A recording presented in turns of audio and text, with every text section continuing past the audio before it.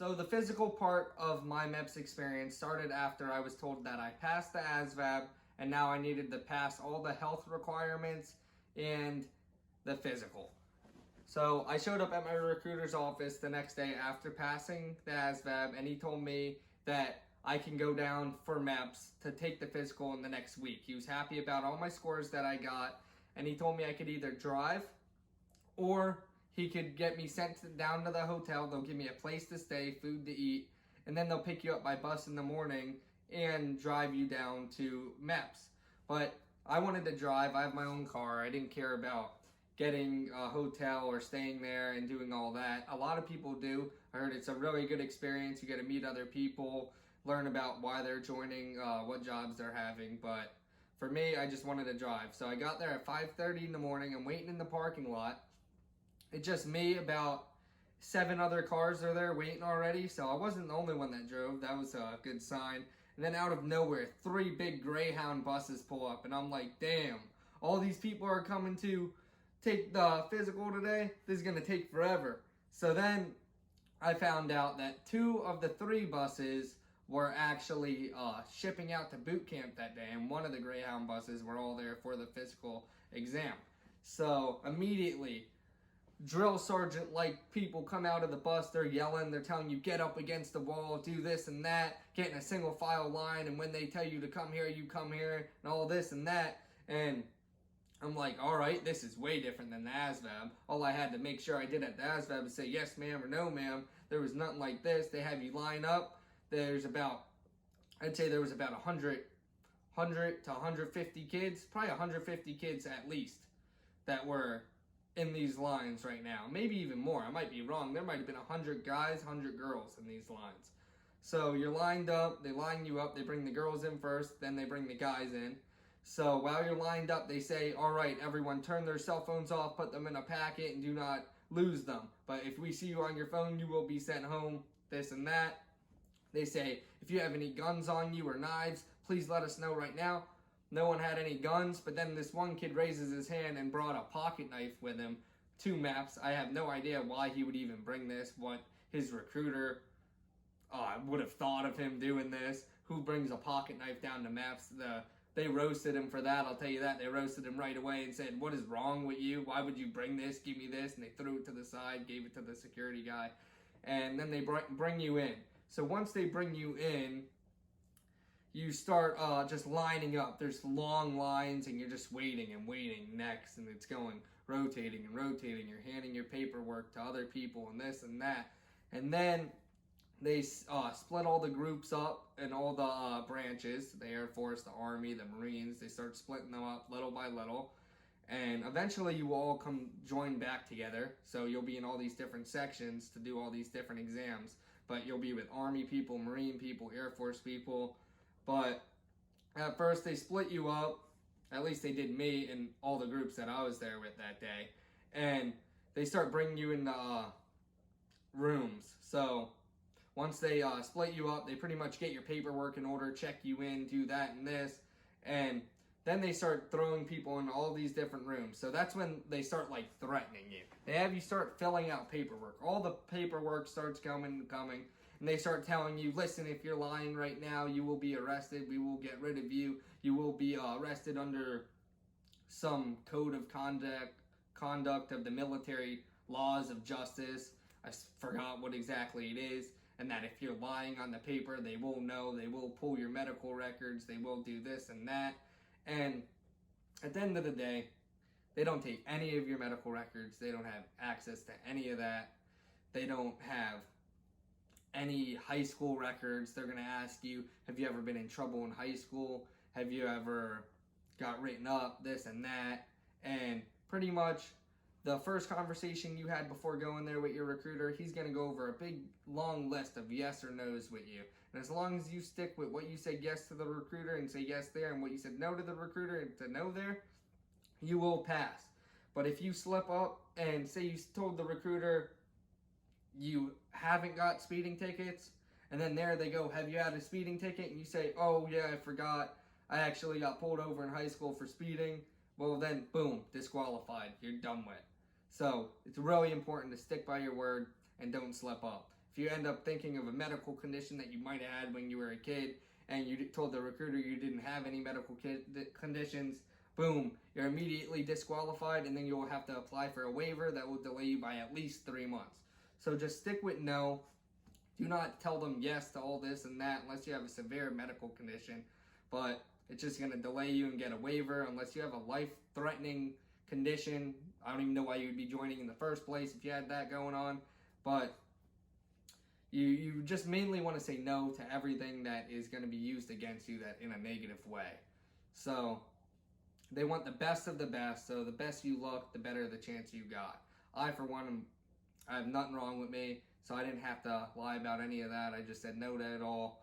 And after all that, they're going to continue to threaten you with these, how they're going to pull your background, they're going to pull your health records, all this and that you're going to be disqualified. They had kids there shaking and real nervous, saying, oh my God, I don't know what to do. I seen a couple kids slip up and they told their recruiter one thing, and then they kept getting questioned by these people saying, did you get in trouble? Did you do this? Did you do that? And then they ended up saying the opposite of what they told their recruiter, and they didn't make it too far. They got disqualified.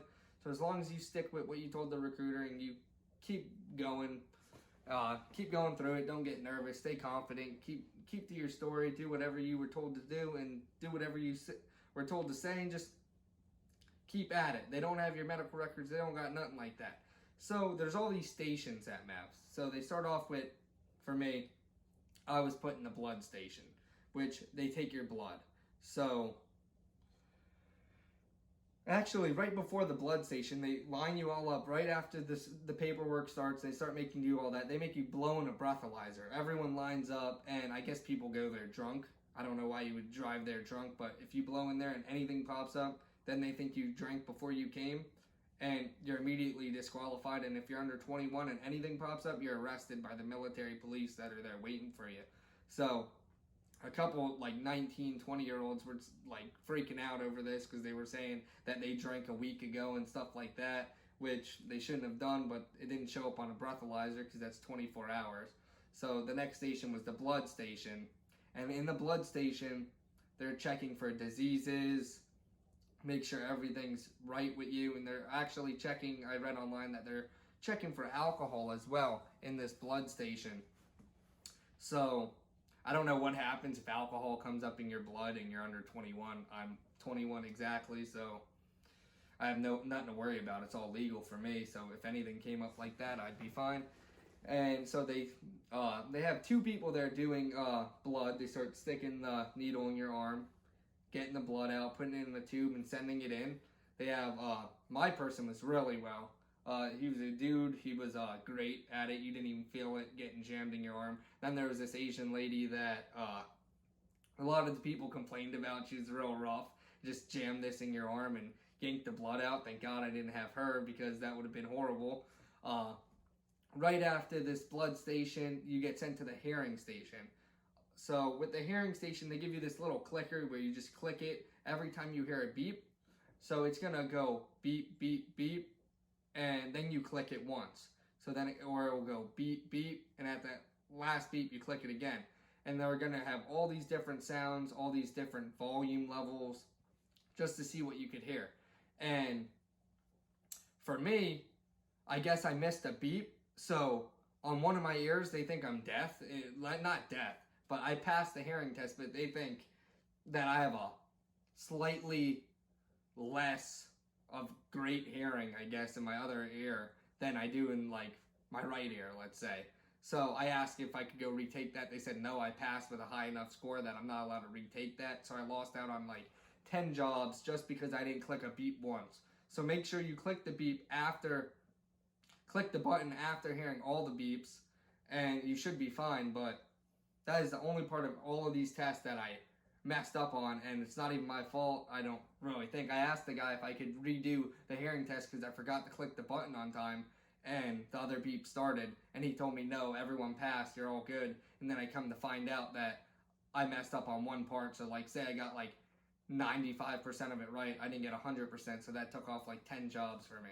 So according to people online, they say you can redo the hearing test, but my recruiter said that since I passed, I can't redo the hearing test. I don't know how true that is, but I just didn't care. I already passed. I had a lot of good jobs available, so the only jobs that got kicked off was like drone operator and stuff like that. But that would have been one of my choices, but oh well. After the hearing test, I got into the vision room. So this isn't just like a vision room where you're at, like when you're a kid and you're staring at a wall and you're saying, all right, A, Z, B, stuff like that. It's you look into this big device that you put your head into like this, and you're staring in there, and you're telling them what the first line says, second line says, third line says, and this thing is like blurry on the glass, and the glass is like smudged, and I'm like, man, I gotta clean this. And then he gave me something to clean it, and then I could see it perfectly fine. But if I was embarrassed like some people might be and not clean it, I probably would have failed that. But once I cleaned it, I 100% passed that. Then they had these cards, so they flip the card open. It's like one of those, it has like a letter or a number in it, and it has all these dots, so it's like kind of hard to see. It's really to check for color blindness. So if the color's like, I guess, blind, like you can't see a specific color, you wouldn't see the number that's written in it. It's like one of those, make sure you're not a robot test on the computer that says enter the number and it's hard to see, but you can just see it. Just like that, very easy. I passed that in 5 seconds. So I ended up scoring 20/20 on the vision test. Very easy. If you have glasses, they'll make an exception for you because they already know your vision's a little bit poor. So that's all right.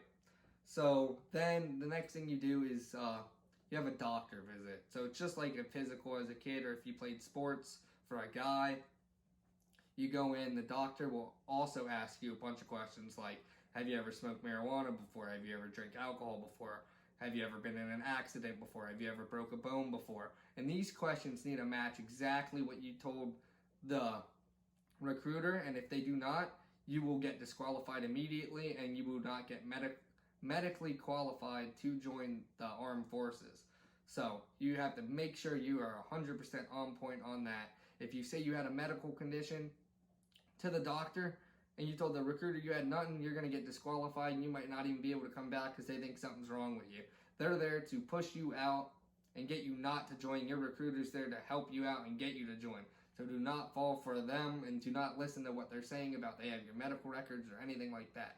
The doctor in the room is actually really cool. He made me read a paragraph because I guess for the Air Force, you have to be really good at reading, so, and your communication skills have to be very well. So I read the paragraph, I told them what it said, I passed on that, and then they make you do everything you would do on a normal checkup at a doctor. So pretty much, he makes sure you don't have a hernia, makes you pull down your pants, and then he makes you cough.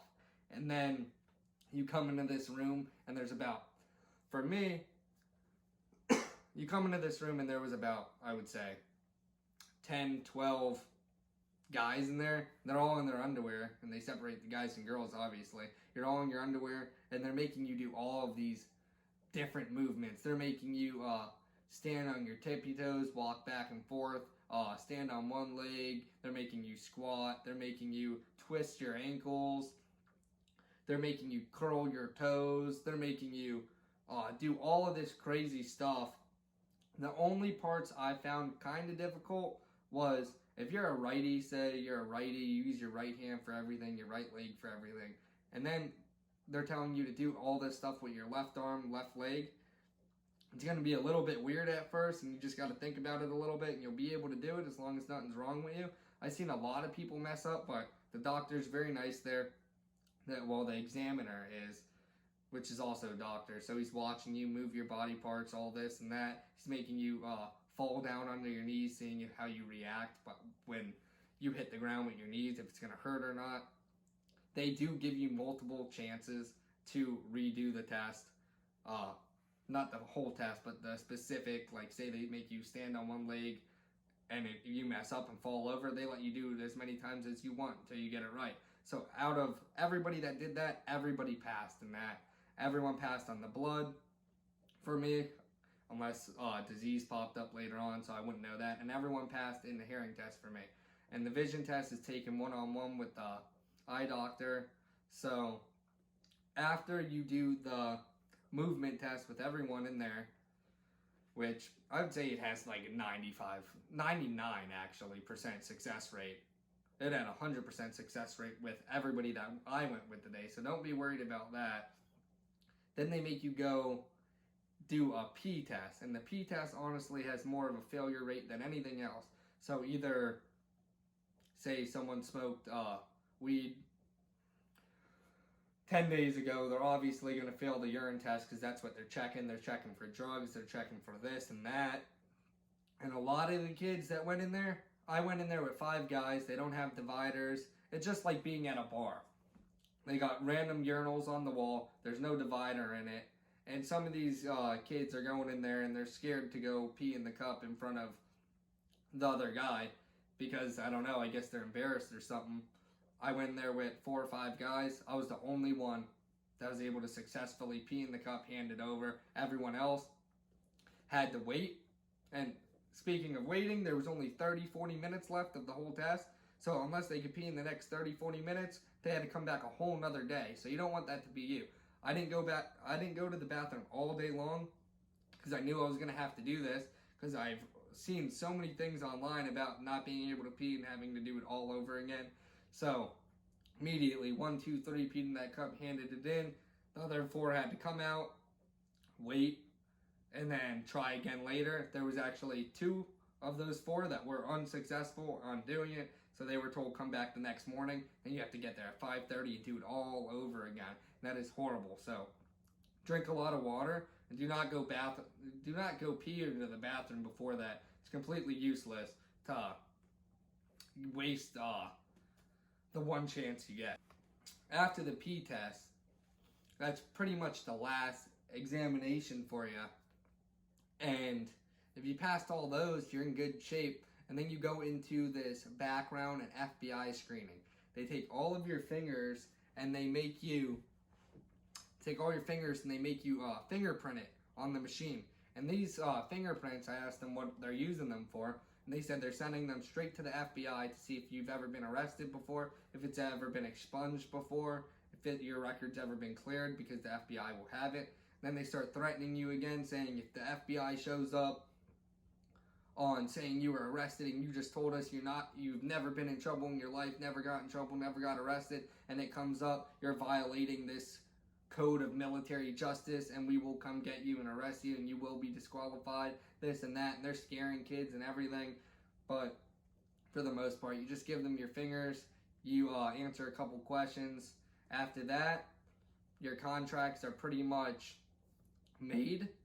For majority of the other branches, they already got their contracts jobs. For the Air Force, you have to wait until you choose your job, and then you choose a couple jobs, and then you get it.